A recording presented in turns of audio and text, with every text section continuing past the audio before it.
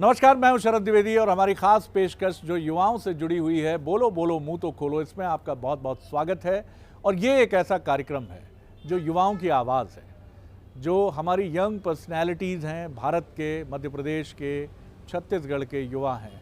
हमारी कोशिश होती है कि हम उनकी आवाज़ को आप तक पहुंचाएं। आवाज़ उनके आसपास जुड़े जो मसले हैं उनसे भी कनेक्ट हो सकती है, और जो देश और दुनिया के सामने बड़े मसले हैं उनसे भी जुड़ी हो सकती है। तो आज ऐसे ही एक विषय को लेकर हम आपसे रूबरू हैं, और विषय ये है कि जो किसान आंदोलन चल रहा है दिल्ली की सीमा पर, और जिसकी बड़ी चर्चा है, और जो 2 महीने करीब करीब पार करने की दहलीज पर है, इस किसान आंदोलन को लेकर अभी एक बड़ी जंग ये छिड़ी है कि दुनिया के जो नामचीन स्टार्स हैं, यंग आइकॉन्स हैं, उन्होंने इसको लेकर जो ट्वीट किए हैं, चाहे आप पॉप स्टार रिहाना की बात करें, चाहे आप कभी पोर्न स्टार रही मिया खलीफा की आप बात कर लीजिए, या फिर ग्रेटा थैनबर्ग की आप बात करें जिन्हें नोबेल मिला है पर्यावरण का। और इन लोगों ने किसानों के समर्थन में ट्वीट क्या किए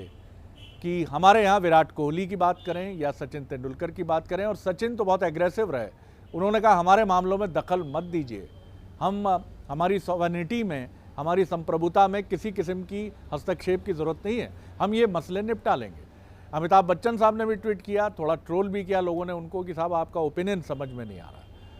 तो आज हम जो युवा हमारे साथ हैं उनसे हम बात करके समझेंगे कि इस इशू में क्या भारत के ऊपर कोई एक तरह से, और क्या ये पॉपुलैरिटी के लिए है सिर्फ कि 130 करोड़ की आबादी वाले देश भारत से जुड़े किसी मसले पर आप ट्वीट करते हैं तो आपको फॉलोइंग बड़ी मजबूत मिल जाती है। क्या सिर्फ आपको इतना भर मालूम है? आपको मालूम भी है ग्रेटा की क्या है किसानों का इशू, रिहाना आपको मालूम भी है क्या? कई बड़े सवाल है। तो मिलिए जो हमारे साथ मेहमान हैं।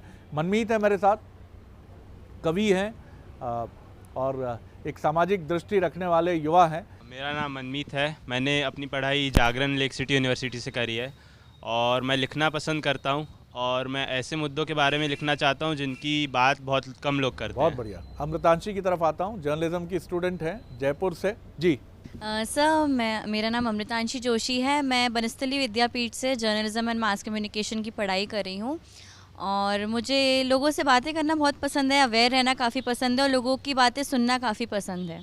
स्वागत है। आज हम आपकी बातें सुनेंगे। कुशाग्र हैं अपने नाम के अनुरूप, कुशाग्र तो वो हैं ही, और राजनीति की तरफ बढ़ने का रुझान भी है कुछ। कुशाग्र जी, मेरा नाम कुशाग्र सिंह चौहान है, और मैं अपना जीवन देश के भविष्य के लिए प्रतीत करना चाहता हूँ।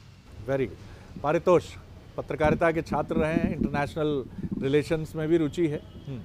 मैं परितोष दुबे, मैंने मुंबई यूनिवर्सिटी से ग्रेजुएशन किया है विल्सन कॉलेज से, और मैं जर्नलिज्म का स्टूडेंट हूँ, और मैं देखता हूँ कि आजकल लोगों को अवेयर रहना बहुत ज़रूरी है, और मैं समझता हूँ कि हर चीज़ से उन्हें बिल्कुल खबर होनी चाहिए। पलक जो है वो बास्केटबॉल की बहुत ही अच्छी नेशनल लेवल की एक प्लेयर हैं, और अपने विचार बहुत खुल के रखती हैं, हरियाणा से आती हैं, तो इस इशू पर हम उनकी राय ज़रूर सुनना चाहेंगे। पलक जी, मेरा नाम पलक मलिक है, और मैंने एक्सेलेंस से लास्ट ईयर अपना ग्रेजुएशन कंप्लीट किया है, और मैं प्रोफेशनली बास्केटबॉल खेलती हूँ। वाह, बहुत बढ़िया।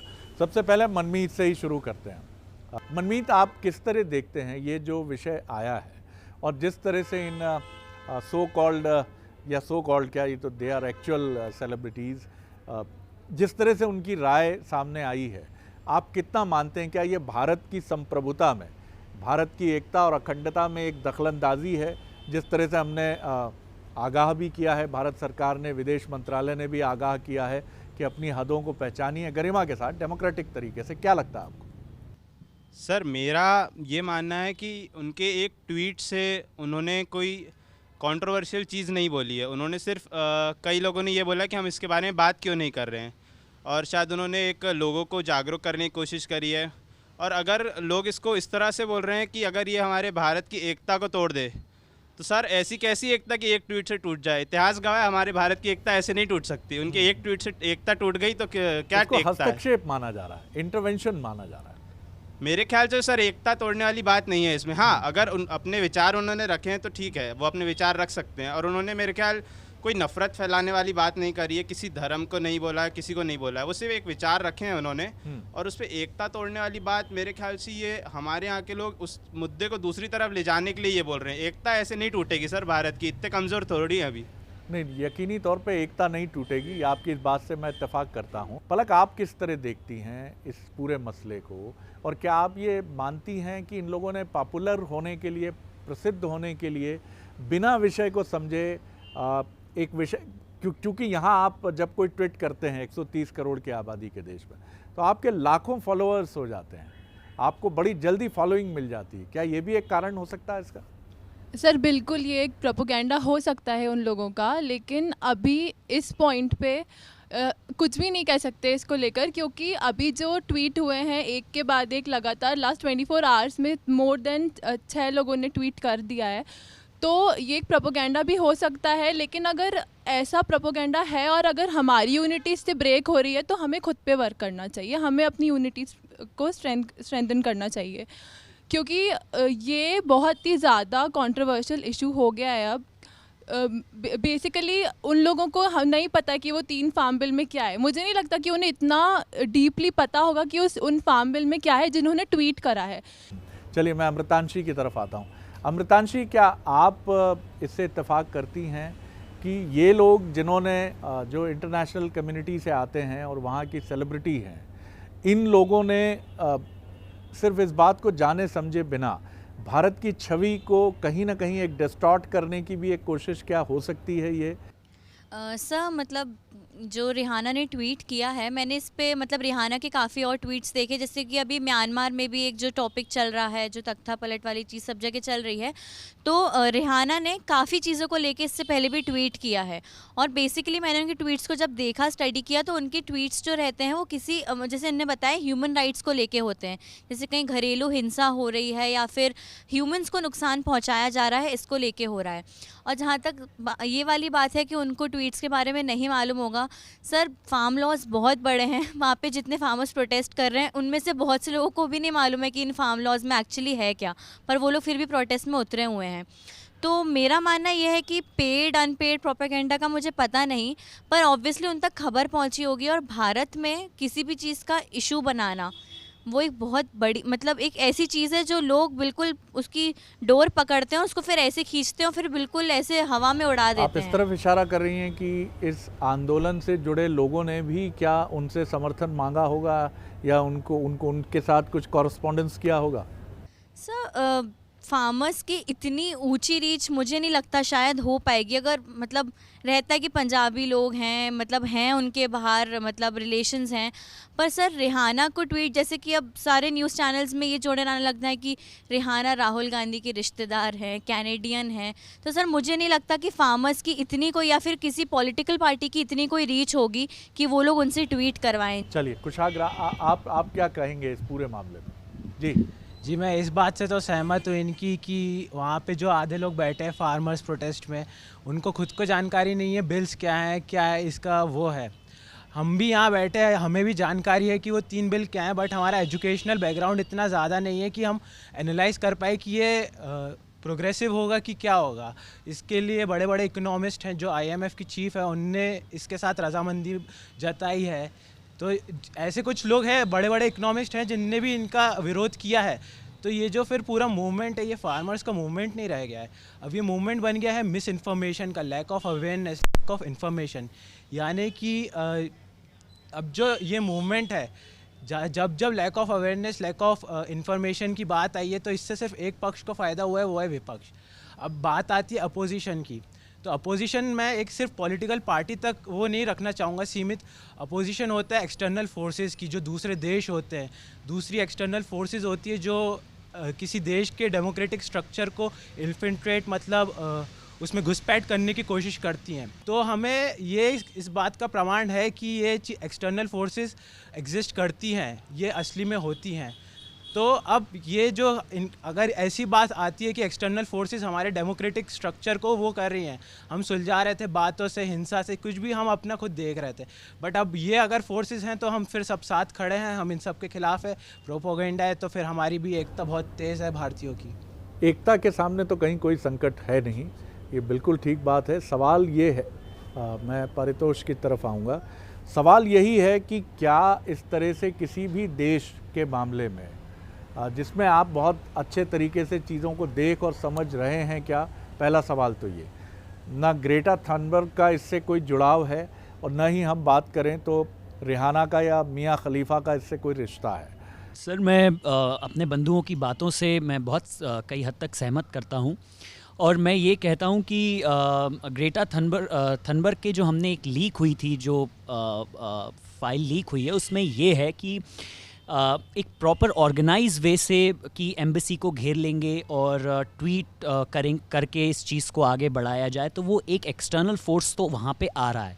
पर यदि हम यहीं पे रिहाना की बात करते हैं जो सेलिब्रिटी हैं, तो मुझे लगता है कि यहाँ पे वो फार्म लॉस की बात कम करके ह्यूमन राइट्स वायलेशन की बात वो कर रही हैं, क्योंकि दिल्ली में ऐसा हुआ कि इंटरनेट बंद कर दिया गया। एक मैं ये बहुत आपने एक बात अच्छी रेज की है। मुझे आप सभी बताइए, क्या इंटरनेट बंद करना उन परिस्थितियों में जब विषय बहुत कोई संवेदनशील हो, कश्मीर में भी इंटरनेट काफ़ी दिनों तक बंद रहा और आज हम देखते हैं, जैसी बात कुशाग्र कह रहे थे कि मिस इन्फॉर्मेशन का भी एक बड़ा स्रोत इंटरनेट है, तो इन परिस्थितियों में क्या ह्यूमन राइट वायलेशन है इंटरनेट बंद करना? आप कितने लोग सहमत हैं और कितने असहमत हैं? पलक, आप सहमत हैं कि इंटरनेट पे बैन करना अच्छी चीज़ नहीं है? जी सर, अच्छा, ये अमृतांशी आप? ह्यूमन राइट वायलेशन तो है। सर, मुझे नहीं लगता इंटरनेट पे बैन लगाना कोई ह्यूमन राइट्स वायलेशन है। मुझे सही में बिल्कुल भी नहीं लगती ये वाली चीज़, क्योंकि सर जिस तरीके से जिस लेवल पे वहाँ पे आंदोलन चल रहा है उसमें इंटरनेट का कोई यूसेज ही नहीं लग रहा मुझे। आप क्या मानते हैं इंटरनेट पे बैन हाँ, करना? मैं मानता हूँ कि ये वायलेशन है, क्योंकि सर इंटरनेट पे हर तरह की इन्फॉर्मेशन फ्लो होती हैं, वो चीज़ रुकवा भी उससे राइट्स रुक भी सकते हैं और बढ़ भी सकते हैं। कुशाग्र?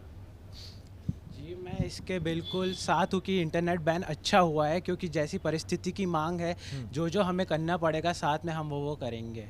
आप सहमत हैं? परितोष, आप अपनी बात पूरी कर लीजिए, जो बात आप कहना जिस तरह से इंटरनेट बंद किया जाता है, वो एक इंफॉर्मेशन प्रॉपर फ्लो नहीं होती है। जो चीज़ पता होनी चाहिए वो लोगों को नई जानकारी मिलती है, और आज के ज़माने में, इस सेंचुरी में, इंटरनेट आज दिन में ऐसा ज़रिया है कि उसके बिना कोई काम नहीं होते। तो यदि वही चीज़ बंद कर दी जाएगी तो मुझे लगता है कि एक बहुत बड़ा वायलेशन है वो। वायलेशन आप इसको मानते हैं। मनमीत, मैं फिर आपकी तरफ आना चाहूँगा।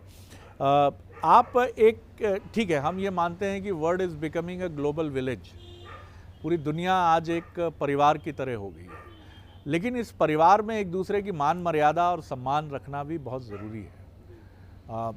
जब अमेरिका में अभी उथल पुथल थी या दुनिया के दूसरे मुल्कों में उथल पुथल होती है, तो क्या सचिन तेंदुलकर साहब को ट्वीट अनिवार्य रूप से करना चाहिए उस पर, या किसी भी सेलिब्रिटी को, अमिताभ बच्चन को, या कोई भी जो सोशल कॉजेज़ को लेकर काम कर रहे हों?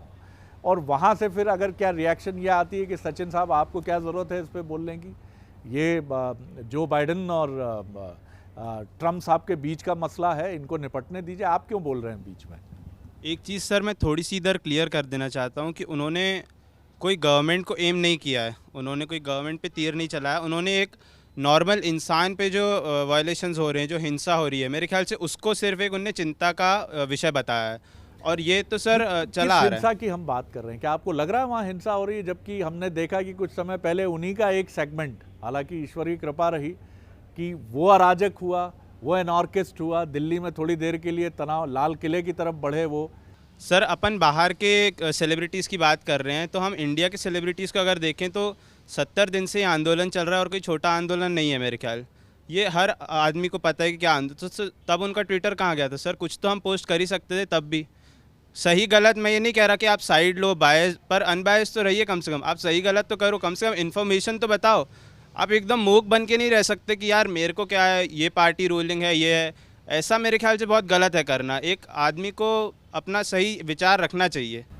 बिल्कुल, ये आपकी बात एक महत्वपूर्ण बात है। पलक?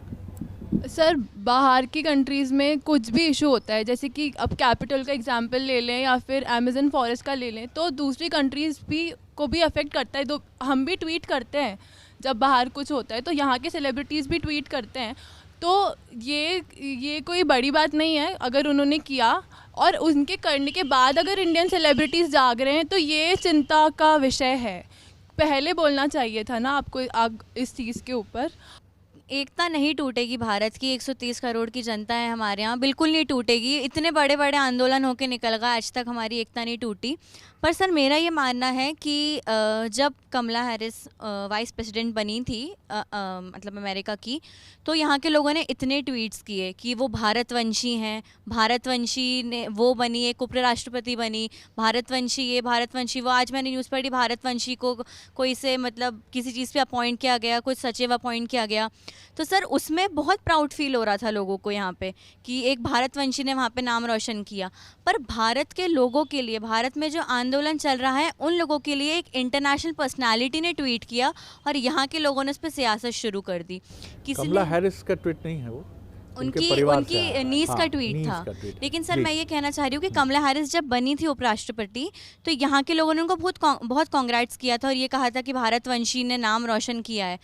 पर अब यहाँ पे जब एक इंटरनेशनल पर्सनालिटी इंडिया के लोगों के बारे में ट्वीट कर रही है तो लोग उस पर सियासत कर रहे हैं। और सर तो आप ये मानती हैं कि ट्वीट आना चाहिए, इंडियन सेलिब्रिटीज़ का भी एक खुलकर स्टैंड के साथ ट्वीट आना चाहिए? सर बिल्कुल आना चाहिए। मैंने मतलब आए हैं ट्वीट सर, अभी आए हैं। हाँ। सर मतलब मैं बता रही हूँ कि इंडियन सेलिब्रिटीज़ मुझे तो लगता है कि अभी तक शांत बैठे थे। उन लोगों को जैसी वहाँ से एक चिंगारी मिली कि हाँ अब इतनी बड़ी पर्सनालिटी ने ट्वीट कर दिया है, अब हमारा ट्वीट तो इनके नीचे थोड़ा बहुत कहीं दब ही जाएगा कि हाँ इन लोगों ने उठाया तो हम भी उठा ही दें। तो उसके बाद उन्होंने ट्वीट किया है। मैं इनकी बात से आधा सहमत हूँ। जब जॉर्ज फ्लॉयड मरे थे 1 साल पहले, तो हमारे इंडियन सेलिब्रिटीज़ ने सबने ट्वीट किया था कि ब्लैक लाइव्स मैटर, हमने भी उनके उस पर बोला था। अब बट जब बात उनकी तरफ से आई है, तो अगर अंत में मेरे को अगर चॉइस दी जाए कि आप किसी एक का चुनाव करिए, बाहर के सेलिब्रिटीज़ या हमारे नेशनल सेलिब्रिटीज़ जो हमारे खुद के देश के हैं, तो मैं अपने सेलिब्रिटीज़ को ही चुनूंगा, क्योंकि यही हमारे लिए काम करते हैं। ठीक है कभी बोलते हैं कभी चुप्पी साधते हैं, ऐसा नहीं है कि हर बार बोले वो, बट एक बार साइड लेने का टाइम आएगा तो मैं इन्हीं का साइड लूँगा जो हमारे जन्मभूमि से आए हैं, जिनने हमारे लिए काम किया है, हमें एंटरटेन किया है। बात फिर लास्ट में चॉइसेस की आ जाती है।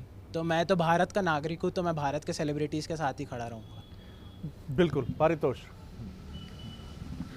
सर मुझे लगता है कि किसी तरह हम देखते हैं कि हमेशा वसुदेव कुटुंबकम बोला जाता है कि वन वर्ल्ड फैमिली। तो जिस तरह के ह्यूमन राइट्स होते हैं तो वो ह्यूमन राइट्स वायलेट करने के लिए वो यूनिवर्सल होते हैं। तो अगर कुछ हो रहा है तो उस पर सब लोग बोलेंगे। जैसे रुवांडा में जेनोसाइड होता है तो हम लोग बोलते हैं, अमेरिका में किसी अश्वेत को अभी पिछले साल जैसा कि कुशाग्र ने बोला उसकी हत्या की गई तो हम लोगों ने बोला। तो जब ह्यूमन राइट्स वायलेशन होगा तो हम लोग को सबका अधिकार है बोलने का। लेकिन मगर ये यदि नहीं समझ देश पा की रहा हूं, बात आती है तो मुझे लगता है कि ये नहीं समझ पा रहा हूँ आप सबसे बात करके कि इसमें ह्यूमन राइट वायलेशन है कहाँ। शांतिपूर्ण तरीके से अपना आंदोलन करने का अधिकार इस देश में हर किसी को है, लेकिन कानून बदल दो।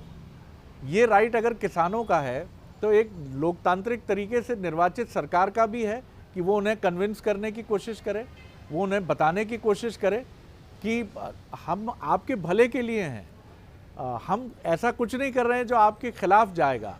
ये कहना क्या ह्यूमन राइट वायलेशन हो गया? सर ये कहना तो बिल्कुल ह्यूमन राइट्स वायलेशन नहीं है, पर मैं समझता हूँ जब इसके बाद से जो रायट्स हुए, जो दंगे भड़के, और उसके बाद जिस तरह परिस्थितियों ने अपने आप ढाल लिया है उसमें कहीं ना कहीं वायलेट हुआ। और मैं मानता हूं कि जिस तरह के फार्म लॉज हैं सरकार बेहतर तरीके से भी जानती, जिस तरह कुशाग्र ने बोला, और सरकार को मालूम है क्या फ़ायदे है उसके, क्या नफ़ा नुकसान है।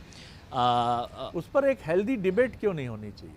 क्या ये ट्वीट आते तो ये कुछ अगर थोड़ा स्टडी करते तो कुछ रोशनी नहीं डालते? बिल्कुल सर डालनी चाहिए। और मुझे लगता है हमारे यहाँ के सेलिब्रिटी जैसा मनमीत कह रहे थे वो भी स्टडी करते।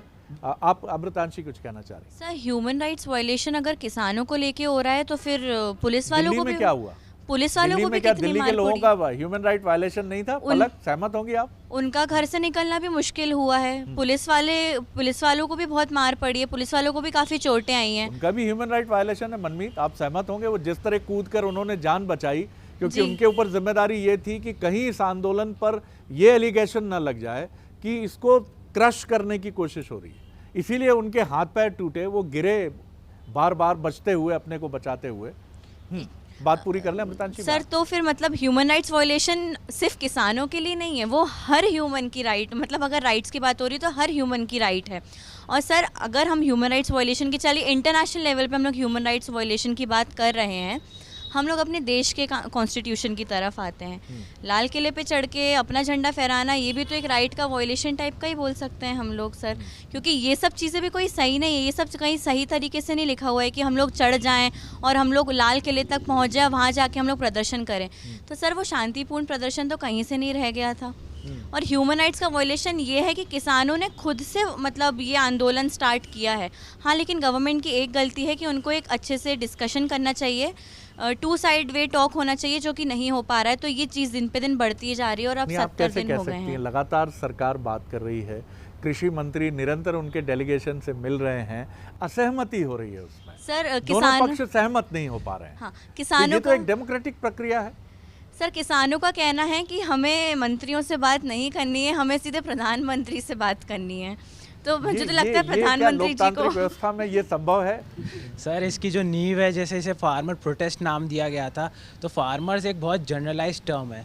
फार्मर्स में वो किसान भी आते हैं जो प्रोटेस्ट कर रहे हैं, और वो किसान भी आते हैं जो मेरे परिवार भी आता है जिनकी आमदनी किसानी से जुड़ी हुई है। तो कुछ किसान सहमत है, कुछ असहमत है, तो ये मूवमेंट ही हो गया सहमत असहमति का।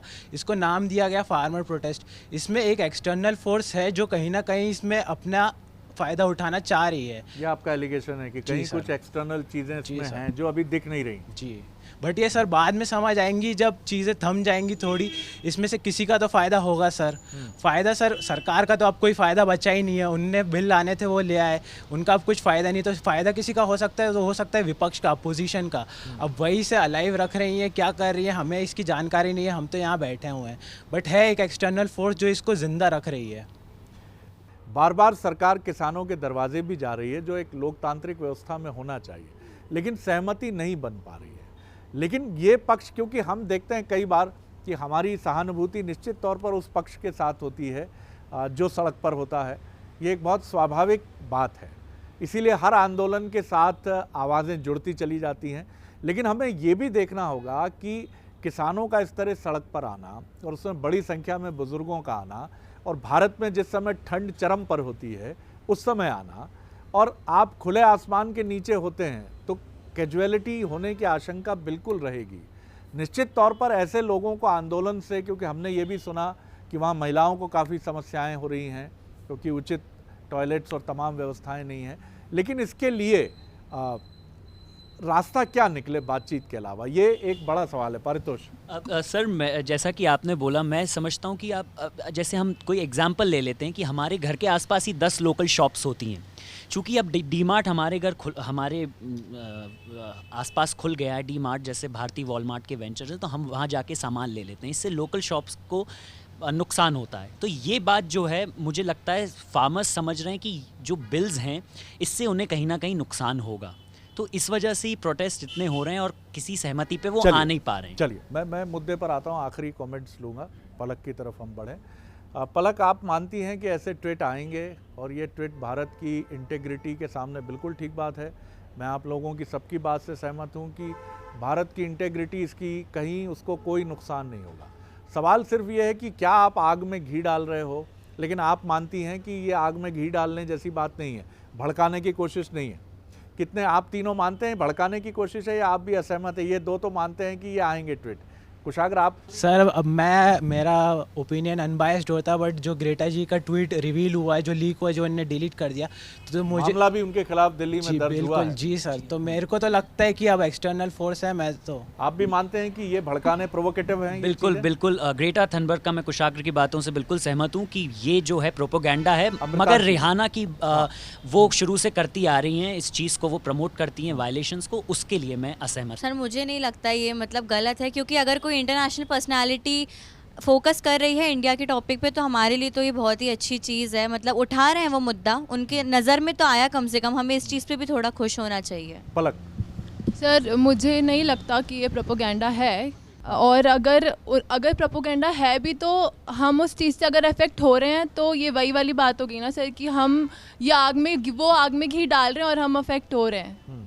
तो ये नहीं होना चाहिए। जब हमारी एकता इतनी मजबूत है तो कोई कितना घी डाले, वही। कितनी भड़काने की कोशिश करें, ना भड़केंगे हम, क्योंकि हमें मालूम है कि बातचीत ही वो रास्ता है, समाधान है। और ये किसानों ने अब तक बहुत शांतिपूर्वक ये सारी चीज़ें की हैं, दिल्ली के घटनाक्रम को छोड़ के। उससे भी अनेक संगठनों ने अपने को अलग किया है कि ये हम नहीं थे। बरात, हाँ मनमीत, कंक्लूडिंग रिमार्क आपका। मैं बिल्कुल मानता हूँ सर, भारत देश को एक ट्वीट नहीं तोड़ सकता है और कभी नहीं तोड़ेगा। और मेरे ख्याल से आपकी बात बिल्कुल सही है, बातचीत इसका समाधान निकालेगा। और मेरे ख्याल से एक सही तरीके की बातचीत बहुत आसानी से इसका समाधान निकाल देगा, क्योंकि भारत में किसान को बहुत इज़्ज़त दी जाती है और मेरे ख्याल से वैसे ही बनी रहेगी वो इज़्ज़त। तो बिल्कुल, मैं बहुत अप्रिशिएट करता हूँ आपके इस जेस्चर को, बहुत शुक्रिया। आप सब ने बहुत खुलकर अपनी बात की और ये भी बताने की कोशिश की कि भारत का युवा किस तरह सोचता है। तो ये बिल्कुल ठीक बात है कि ये जो ट्वीट और ये जो स्वर आए हैं, जो बाहर से आए हैं, भारत के बाहर से आए हैं, इनको देखने का एक नज़रिया तो ये है, जो हमने हमारे यहाँ की सेलिब्रिटी के नज़रिए से देखें अगर हम उसको, तो उन्होंने उसको भारत की सॉवरेनिटी, उसकी संप्रभुता के सामने उन्होंने कहा कि आप उसमें दखल देने की कोशिश कर रहे हैं। हालांकि हमारे साथ जो नौजवान हैं उनमें से कुछ उससे असहमत हैं और कुछ सहमत हैं कि ये एक प्रोवोकेटिव किस्म की चीज़ है, ये भड़काने की कोशिश है। इतना ज़रूर तय है कि भारत की एकता, अखंडता और भारत का जो फैब्रिक है वो इतना मजबूत है, सदियों से हमने देखा है, 5000 साल पुरानी हमारी परंपरा है कि वो इन चीज़ों से मैं ये नहीं कहूँगा कि उसका इम्पैक्ट नहीं आता है, लेकिन इतना तय है कि इससे कोई फ़र्क नहीं पड़ेगा हमारे अखंड ढांचे पर। हाँ, ये अलग बात है कि इसको इस नज़रिए से भी देखा जा रहा है कि ये भारत की एक उसके इंटरनल मैटर पर जो संवेदनशील विषय है उस पर हस्तक्षेप करने की कोशिश है। और ये आरोप भी आए हैं कि कुछ सेलिब्रिटी ने कुछ प्रोवोकेटिव होकर भड़काने के अंदाज में भी ये बात कही है, जिसके मंतव्य आगे सामने आ सकते हैं। अगली बार एक और विषय को लेकर आपसे मिलेंगे। बोलो बोलो मुँह तो खोलो के अगले एपिसोड में। इजाज़त दीजिए, नमस्कार।